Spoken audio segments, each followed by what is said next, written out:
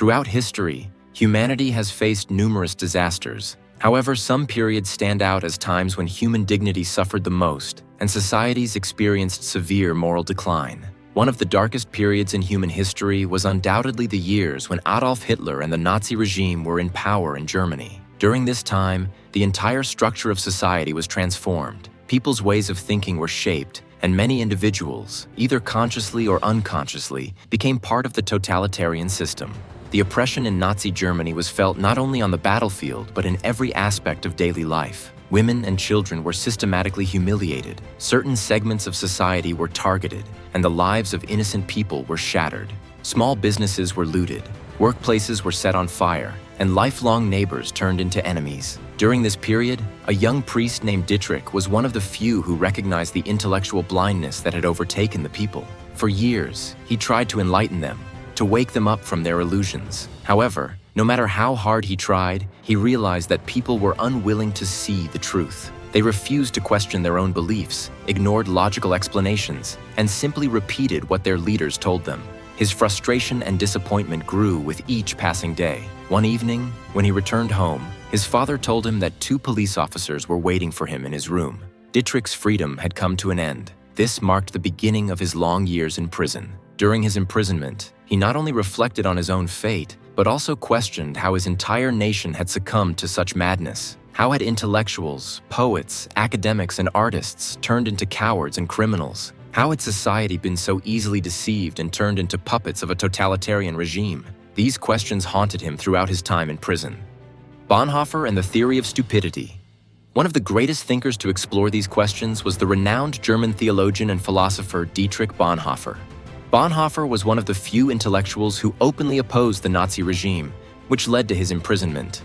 While in prison, he developed the idea that the greatest problem in society was not evil, but stupidity. In his view, resisting evil was possible. People could recognize malicious individuals and take action against them. Evil could be confronted, fought against, and even suppressed by force. But against stupidity, humanity was utterly helpless.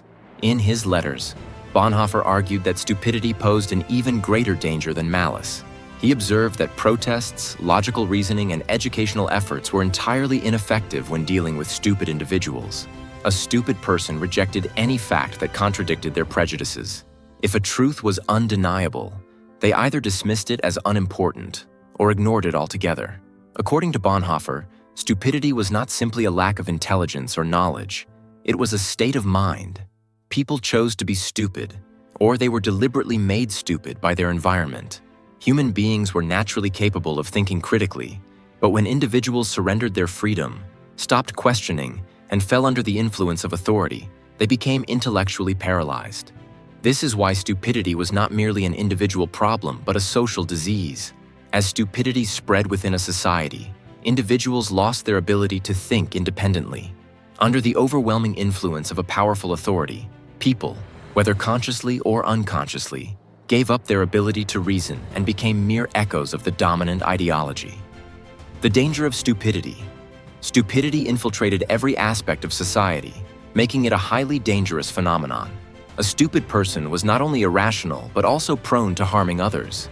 They rejected criticism, disregarded logical explanations, and clung stubbornly to their misguided beliefs.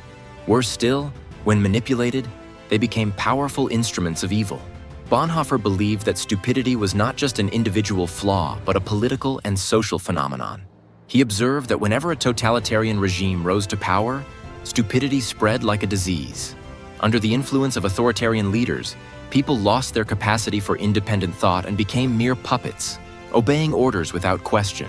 Stupidity thrived on slogans and empty rhetoric. When conversing with a stupid person, one was not speaking to an individual with independent thoughts, but rather to a mouthpiece of propaganda. These individuals blindly accepted whatever they were told, defending even the most irrational beliefs with unwavering conviction. Fighting against stupidity. According to Bonhoeffer, the only way to combat stupidity was through the spread of true freedom. However, this liberation could not be achieved through mere individual efforts.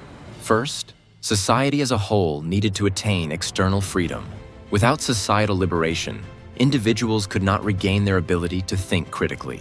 This is why trying to reason with a stupid person was a waste of time. No matter how logical or factual an argument was, the stupid individual remained trapped in their beliefs. Until true liberation occurred, fighting stupidity was almost impossible. Bonhoeffer's execution and legacy. Because of his resistance to the Nazi regime, Bonhoeffer was executed in April 1945 at the Flossenbürg concentration camp, just 2 weeks before American forces liberated the camp. However, his ideas have lived on, continuing to influence the way we understand society and human nature. His theory of stupidity remains relevant today. Stupidity is not just a personal failing, but a force that affects entire societies. When people abandon critical thinking, they become vulnerable to manipulation and oppression. One of the greatest lessons Bonhoeffer left behind is that the true test of a society is the world it leaves for its children. To fight against stupidity, individuals must learn to think independently and defend their freedom.